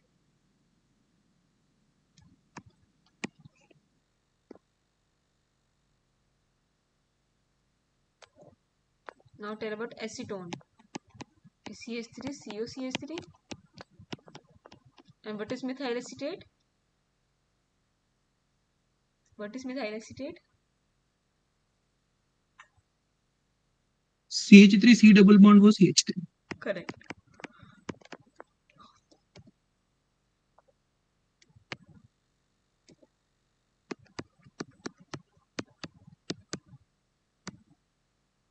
Now tell me how you will distinguish.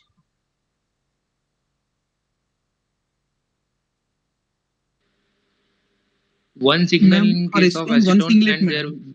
will be How many signals for methyl acetate? two signals. 2, madam. Correct. Two months. Correct. Because they are having different environment. One is attached to carbonyl, one is attached to oxygen. So one signal for this, two Two signals for this. Correct.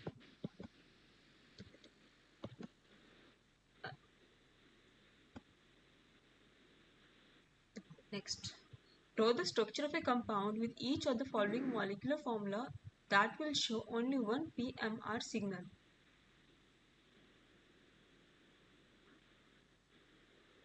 C3H6Cl2. Now you have to draw particular that structure of this particularly compound that will show only one signal. For C3H6Cl2, what will be the structure? CH3 CCl2 CH3 CH3. CCl2 CH1. Now, correct? To give one signal. Now for C5H12.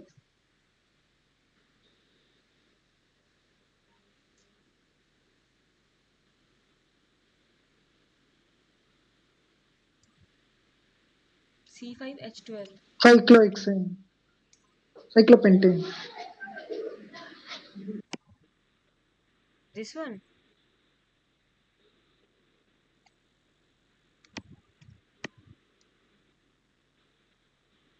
Just count the protons. 2, 4, 6, 8, 10. It's 12. So it is not cyclopentane. CH3, C, CH3 two times, CH3. It will be like this, correct?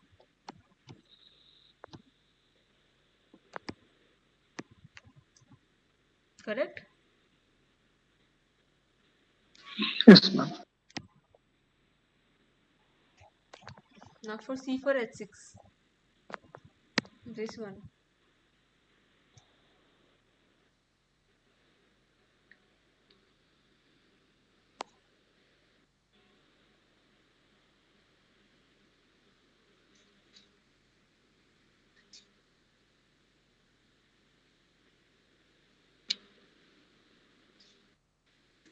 Ma'am, CH3, CH2, CH2, CH.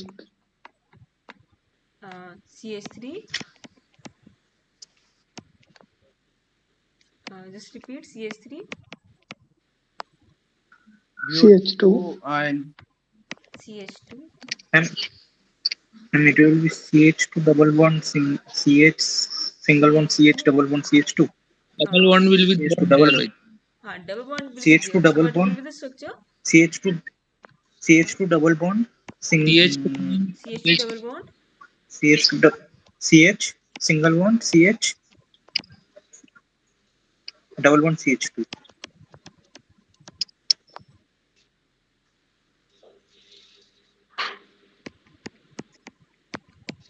no, no.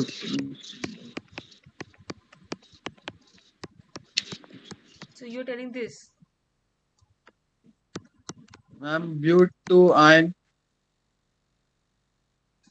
triple bonded. There will be triple bond. How?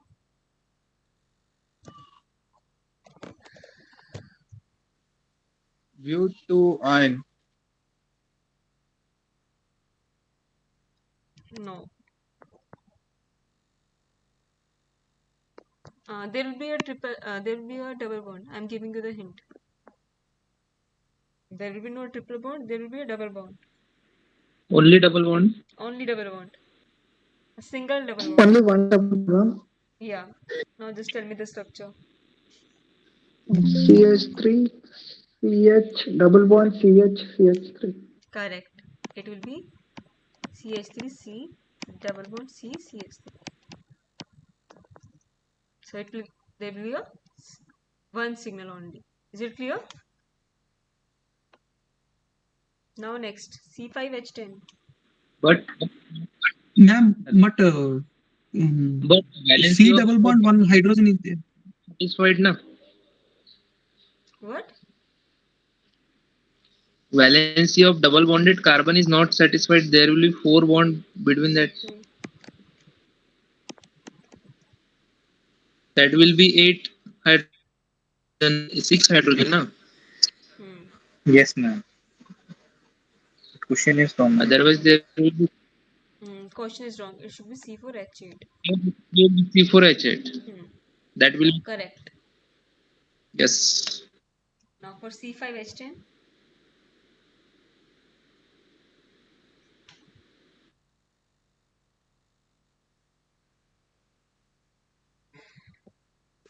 Cyclohexane, ma'am. Cyclohexane will be there. Pentane. Pentane. Cyclopentane. Cyclopentane, yes. Cyclopentane. Or it can be like that also. If you are considering C4H6.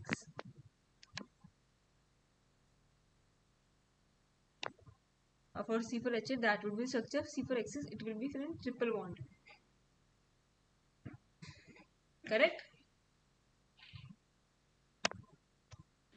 Yes, ma'am. That in that case there Yes, will ma'am. Hmm. be correct there. Yeah. There will be no need of extra hydrogen. In case of double bond, there will be need of Correct. hydrogen to satisfy Correct. valency of carbon. And for C5H10, it is cyclopentane. Correct. Now I will solve like one more question.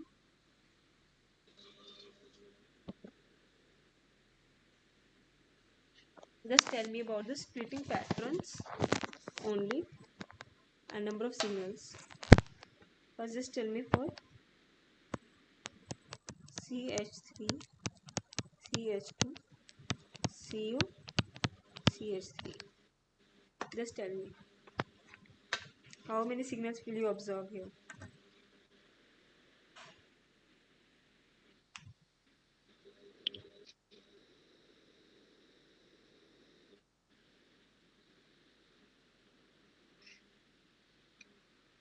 How many signals? 3 NMR signal will be there. How many? Two. 3, ma'am. 3, ma'am, 3. Three, ma'am. Three.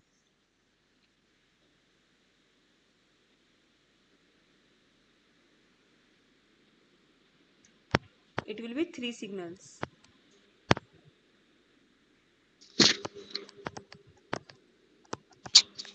Singlet, quadruplet, and triplet. Triplet. Singlet, quartet, and triplet. Correct.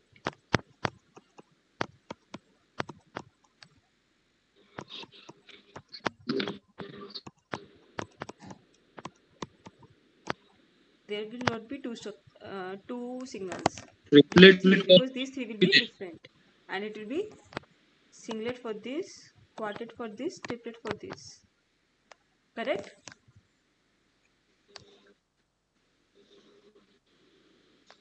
Now tell me about Yes, ma'am. CH3, Yes, ma'am. CH2, CHO.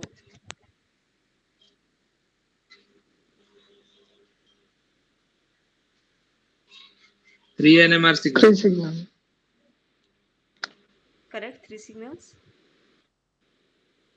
Triplet, quartet, singlet. Triplet, Same, ma'am. Triplet, quadruplet, singlet. quartet, triplet, multiplet, triplet. Oh, sorry.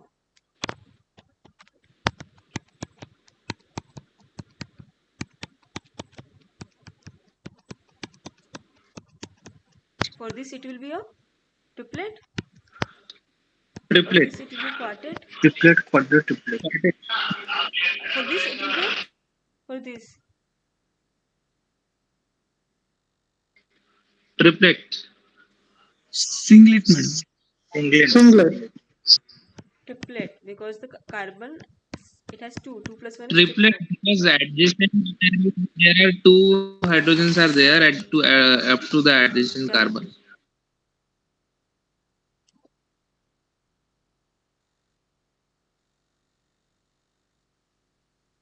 And here it will not be a quartet. Here it will be a multiplet because adjacent carbon has also one hydrogen here. 2 plus 1. Here also they like for this one adjacent carbons have 3. Here it has 1. So it will be a multiplet here. Is it clear?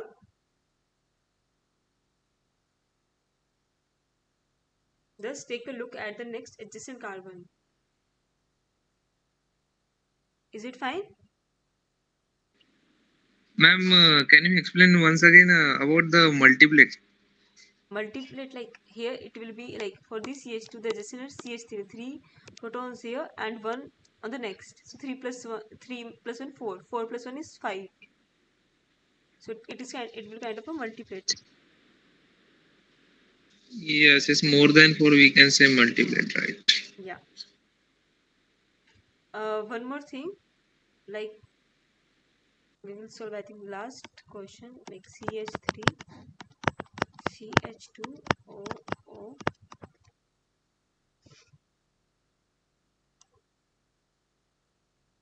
C CH2 CH2 COO CH2 CH CH3 CH2 OOC CH2 CH2 COO CH2 CH3. How many signals for this?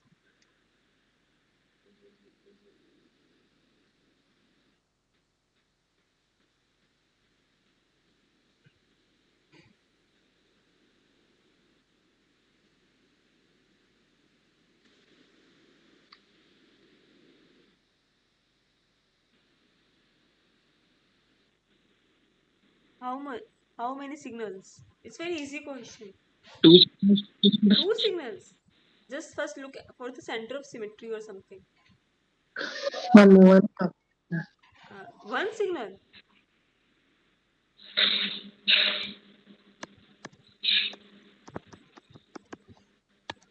Now tell me, how many signals? Three, ma'am. Correct. It will be three signals. And what will be the splitting pattern? Three, ma'am. Splitting pattern for the CH3 it will be a Triplet. Triplet. triplet, correct. For the CH2, Quartet. Qu- Quartet. quartet, correct. And for the CH2, Triplet. bitriplet, Excellent. singlet. Singlet Just because remember addition. that Yes, equivalent protons. No same splitting chemical involved. environment. Yeah. Now I think Palla Vasu was asking some question about that energy or work function something. Uh, So it was yes, like that ma'am. wavelength was 300 nanometers, and I don't remember Yes, exactly ma'am. what was the metals, but the work function was provided, I guess, in electron volts of some metals. Yes, ma'am. And in that question, it Yes. Yes, was ma'am. asked like, Question in that question, answer is different. The question you have solved in the problem solving session, answer is coming different from your answer. You have answered 4.1, but answer is coming different. why? Like, just solve it. Like, Right. suppose what is the condition for photoelectric effect? That energy will be greater than the work function. Energy should be greater than the work function, now. This we know. So the energy was, I think, h mu, that is equal to hc by lambda, that is 6.626 into 10 raised to the minus 34, 3 into 10 raised to the 8, and wavelength was 300 nanometers. It was fine, but see, work function is in electron volt, so you have to convert it into electron volt also, na? So you multiply by 1.6 into 10 minus 19. So after solving it, it will be coming about 4.1, I guess. Just solve it. I think it is the same only. I don't know why you are getting Answer is confused. coming. It is clear? Yes, ma'am. We are not converting it to the electronic volts. You have to convert it to the electron volt. No, then how can you compare the work function? Work Yes, function ma'am. is Now in it is electron clear. volt. Yeah. But ma'am, after solving this, we are getting 4.1. You're getting 4 point? After after converting into electron volt, still not getting 4.1 because I have solved 3 to 4 times. I am getting different answer from that. It's just like 6.626 into 3 is 19.878 divided by 300 into 1.6. It's 4.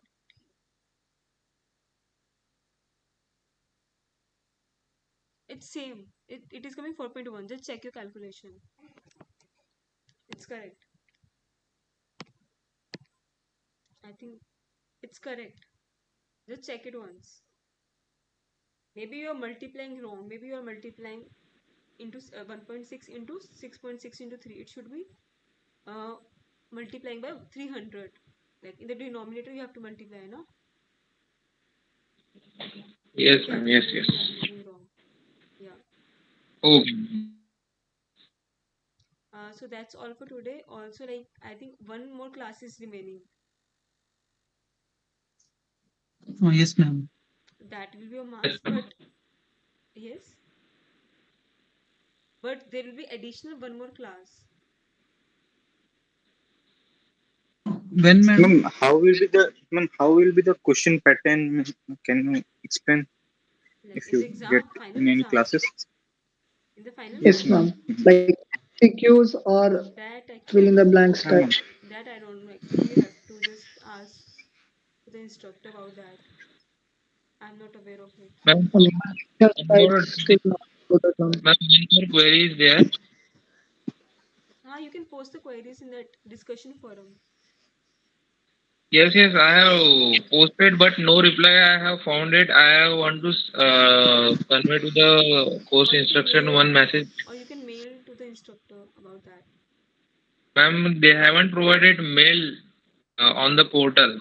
Hence, we are Maybe getting sir will reply to that discussion forum only. And ma'am, one query from you in that on the uh, with Rohit, NPT your portal, voice is they haven't Rohit, your the voice is not lecture. audible. Just Hello, repeat. is it audible? Yeah. Yes, ma'am. I'm telling that they have provided lecture material of the explanation only up to 3 weeks. They haven't provided after that because we have to, in order to study we Okay. should get For that, you have to 12 ask the weeks. They have instructor. only provided up. For that, you have to ask the instructor only. Just write it again in the Ma'am, discussion we have forum. He will reply it maybe. okay, ma'am. And the But extra class, if you actually, extra class will be, I think, on the upcoming your exam. Like, when is your exam? October 28th. October October 20, 28th. October 28th.